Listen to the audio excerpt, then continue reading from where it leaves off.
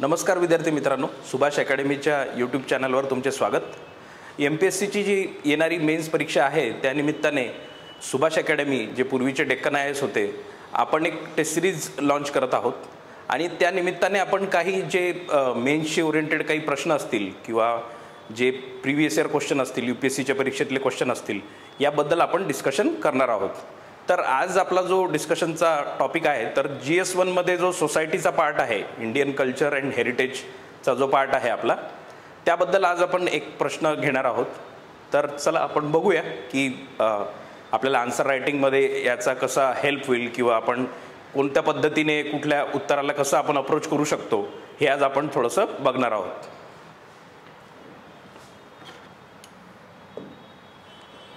तर हा UPSC मध्ये आलेला प्रश्न आहे, why is caste identity in India both fluid and static.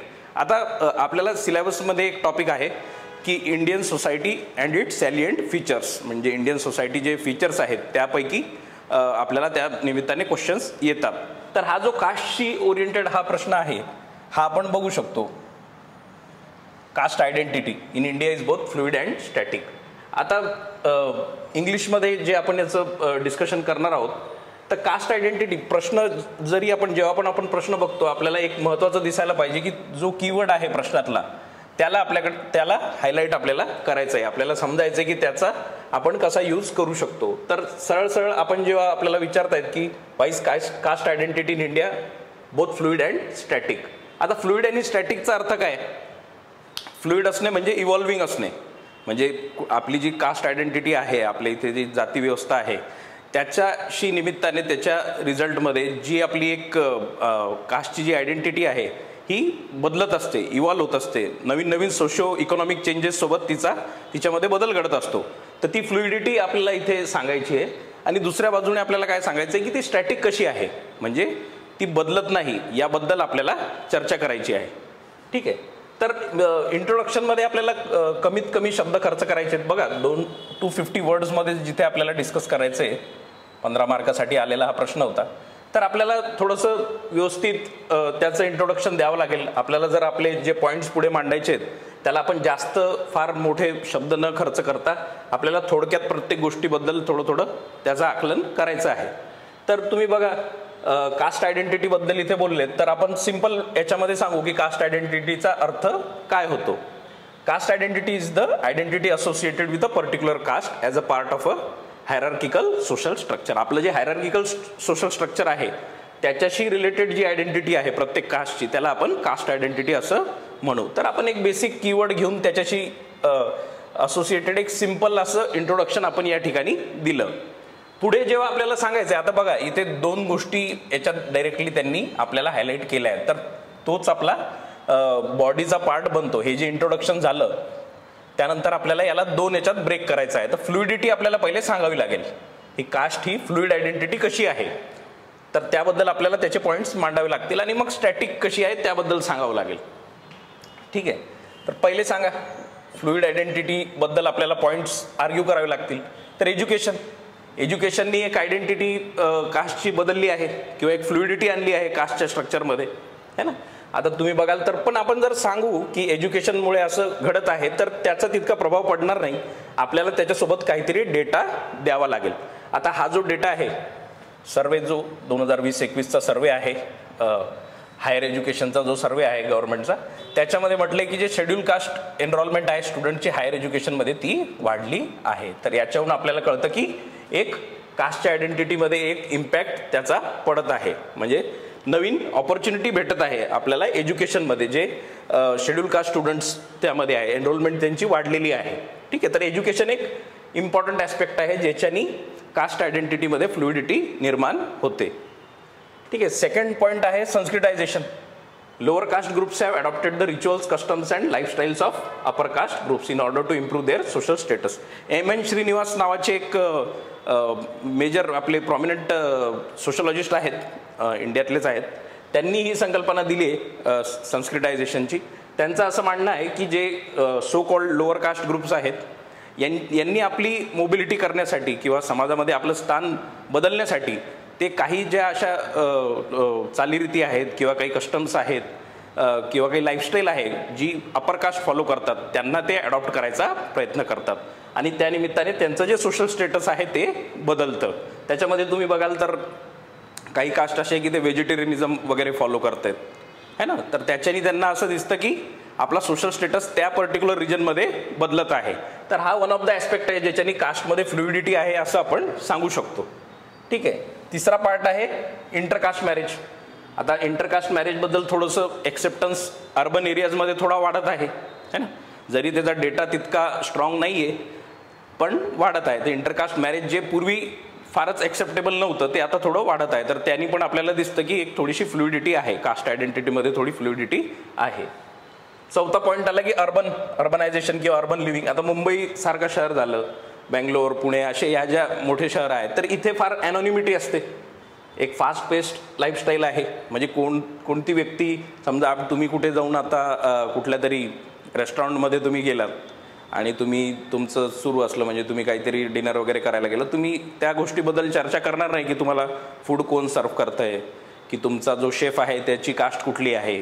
तर या गोष्टींकडे तुम्ही लक्ष देत नाही कारण की जी ही अर्बन लाईफस्टाईल आहे याच्यामध्ये त्या गोष्टींना महत्त्व नसतं. तर एक ॲनॉनिमिटी असते अर्बन लिव्हिंगमध्ये, त्याच्यामुळे पण कास्टला एक वेगळी ओळख भेटत आहे किंवा एक फ्लुइडिटी त्यामध्ये निर्माण झाली आहे. पाचवा पार्ट आहे डिव्हिजन ऑफ लेबर. आता असं गरजेचं नाही आहे की तुम्ही ज्या कास्टशी असोसिएटेड जे पूर्वीचे ऑक्युपेशन्स होते ते तुम्ही तेच ऑक्युपेशन्स तुम्ही फॉलो करायला पाहिजे असंही गरजेचं सध्या राहिलं नाही आहे. तर आपण बघतो की वेगवेगळ्या ठिकाणी वेगवेगळ्या क्षेत्रात लोक आपलं नाव करतायत है ना. तर डिव्हिजन ऑफ लेबर जो एक ॲस्पेक्ट आहे की one can excel in one's career in any stream without the need for caste identity. Caste identity नसताना सुद्धा काही लोक आपल्या क्षेत्रामध्ये आपलं नवीन चांगलं काम करत आहेत. ठीक आहे. हा एक एक्झाम्पल मी इथे ॲड केलं. बघा एक्झाम्पल्स असतील, डेटा असेल, त्यांनीच हे पॉईंट्स फार जास्त याचं व्हॅलिडेशन होतं. जोपर्यंत या पॉईंट्सचं व्हॅलिडेशन होणार नाही तोपर्यंत ते उत्तर तितकं आपल्याला एक्सेप्टेबल वाटणार नाही. म्हणजे फक्तच पॉईंट मेन्शन करून देण्यामध्ये त्याच्यामध्ये तितकं ते अट्रॅक्टिव्ह वाटणार नाही. आणि महत्त्वाची गोष्ट अशी की तुम्हाला पॉईंटचा जी हेडिंग आहे ती तर द्यावी लागेल, त्याच्यासोबत हे फार शॉर्टमध्ये तुम्हाला सांगायचं आहे. जर हे तुम्ही फार एक्सटेंड करत बसले तर तुमचे पॉईंटसुद्धा कमी होतील आणि तुमची जी मर्यादा आहे 250 वर्ड्समध्ये जे आपल्याला लिहायचं आहे तिथे त्याचं हे दिसणार नाही, म्हणजे ते त्या झोनमध्ये बसणार नाही. तर एक गोष्ट आपल्याला समजली पाहिजे की आपल्याकडे मल्टी डायमेन्शनल थिंकिंग आपल्याला डेव्हलप करावी लागेल. म्हणजे कुठलाही टॉपिक असो, कुठल्याही सब्जेक्टचा किंवा GS1 आहे सध्या, तर आपण समजा सोसायटी बघतोय तर प्रत्येक टॉपिकचं एक डायसेक्शन करून आपल्याला त्यामध्ये आपले पॉईंट्स आणि नोट्समध्ये तसं बनवावं लागेल आणि आपली थॉट प्रोसेस एक मल्टी डायमेन्शनल लेवलवर आपल्याला बनवावी लागेल. त्यांनीच आपण असे डायव्हर्स पॉईंट्स लिहू शकतो आणि त्यात पण आपल्याला डेटा लक्षात ठेवणे, एक्झाम्पल असेल तर एक्झाम्पल. आता या ठिकाणी मी जे एक्झाम्पल देत होतो की रिसेंटली एक तुम्ही बघितलं असेल मुंबईमध्ये एक चमार स्टुडिओ म्हणून एक फॅशन या इंडस्ट्रीमध्ये नवीन एक असा ब्रँड तयार झालेला आहे. तर हा तसा पाहिला तर एक दलित तो व्यक्ती आहे आणि त्यांनी म्हणजे असं आपण बघत नाही की फॅशन इंडस्ट्रीमध्ये कुठल्या अशा व्यक्तीला स्थान भेटेल म्हणून, पण त्यांनी असं करून दाखवलं की हे नवीन कुठल्याही क्षेत्रात आपण आपलं काम करू शकतो. तर आजच्या घडीला त्या अर्थाने बघितलं तर आपण कास्टला एक फ्लुइड ॲस्पेक्ट मानू शकतो. ठीक आहे. सोशल मोबिलिटी होत आहे ना, reservations in education, government jobs वगैरे याच्यानी एक सोशल मोबिलिटी होत आहे. जे सो कॉल्ड आपले लोअर कास्ट वगैरे असतील त्यांना जर नवीन संधी भेटत आहे एज्युकेशनमध्ये म्हणा, गव्हर्नमेंट जॉब्समध्ये, तर त्यांनी एक नवीन त्यांची ओळख निर्माण होत आहे. किंवा कॉन्स्टिट्युशनल पोझिशन्स असो, रामनाथ कोविंद आपले या आधीचे जे प्रेसिडेंट होते ते पण he belong to a schedule caste. तर त्याच्याने आपल्याला दिसून येतं की एक फ्लुइडिटी सध्या कास्टमध्ये आपल्याला दिसते. रिलिजियस कन्व्हर्जन्स असतील, म्हणजे पोस्ट इंडिपेंडन्स काही लोअर क्लास पीपल जे आहे त्यांनी they converted to Buddhism and Christianity है ना. हे रेस्ट्रिक्शन जे आहे, कास्ट सिस्टमचे जे रेस्ट्रिक्शन्स आहे त्याला तोडण्यासाठी ते वेगळ्याच धर्मामध्ये त्यांनी धर्मांतर केलं. तर या ॲस्पेक्टनी सुद्धा आपल्याला दिसून येतं की थोडीफार फ्लुइडिटी आपल्या कास्ट स्ट्रक्चरमध्ये आहे. तर हा एक भाग झाला. आपल्याला मी तुम्हाला सांगितलं की दोन याच्यात आपल्याला आर्ग्यू करायचं होतं, पहिले ही साईड आणि नंतर स्टॅटिकची साईड. तर आता हे आपण आर्ग्यू केलेलं आहे. Static nature of caste in Indian society next heading आपली अशी राहील आणि त्यात आपल्याला काही पॉईंट्स परत मांडावे लागतील. ठीक आहे. तर एंडोगमी सगळ्यात महत्त्वाचं, स्वजातीय विवाह. म्हणजे आपल्याच जातीत लग्न करणे हे आज पण तितकंच प्रिव्हॅलेंट आहे.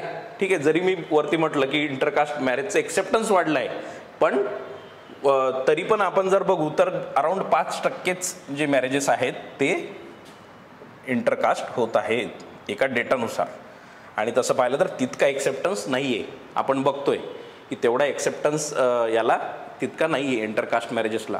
ऑनर किलिंग वगैरेचे जे केसेस वगैरे होतात ऑल ओव्हर इंडिया आपण बघत राहतो, अशा गोष्टी घडतात. सैराट वगैरे तुम्ही बघितलं असेल, त्यात ते ऑनर किलिंगचं वगैरे त्या गोष्टी हायलाईट केलेल्या आहे.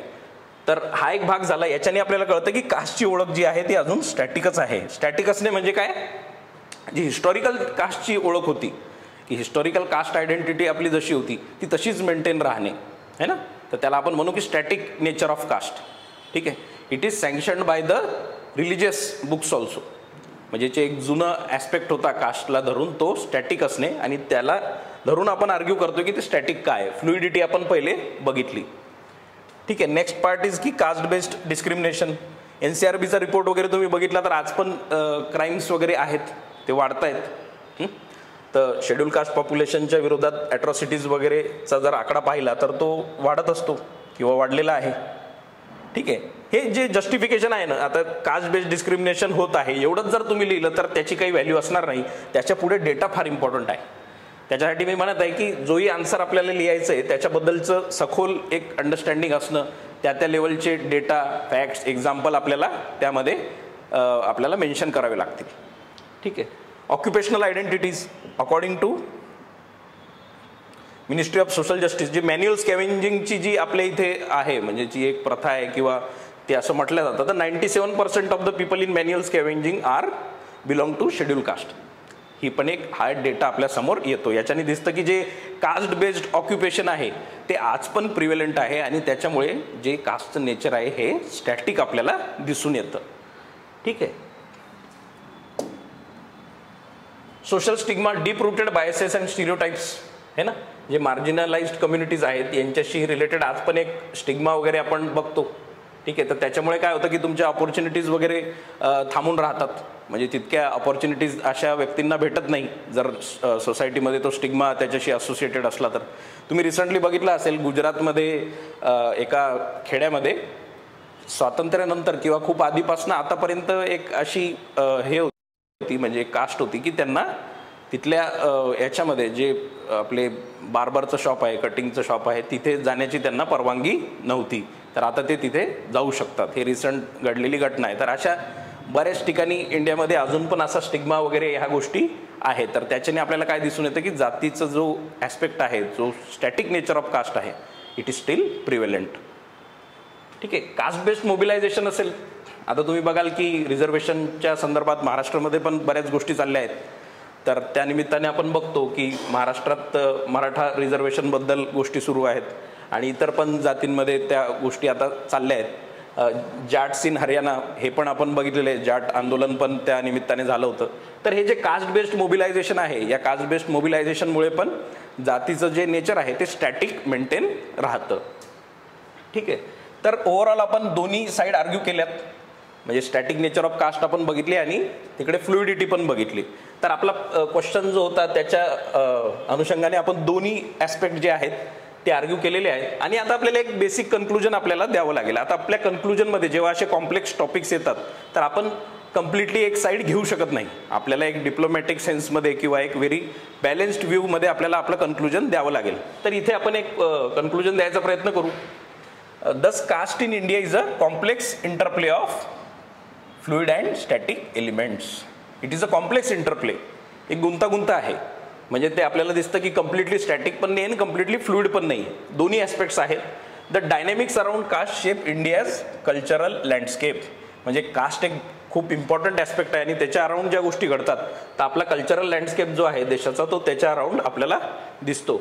आणि caste discrimination is still remains one of the major barriers to an equitable society. हे पण आपल्याला सांगावं लागेल की कास्ट किती इम्पॉर्टंट ॲस्पेक्ट आहे इंडियन सोसायटीचा. आणि जे कास्ट डिस्क्रिमिनेशन वगैरे जे घडतं आहे, जे आपण वरती आर्ग्यू केलं, ते still it remains one of the major barriers to an equitable society. तर अशा पद्धतीने आपण जेव्हा असा प्रश्न येतो तर याला आपण असं डील करू शकतो.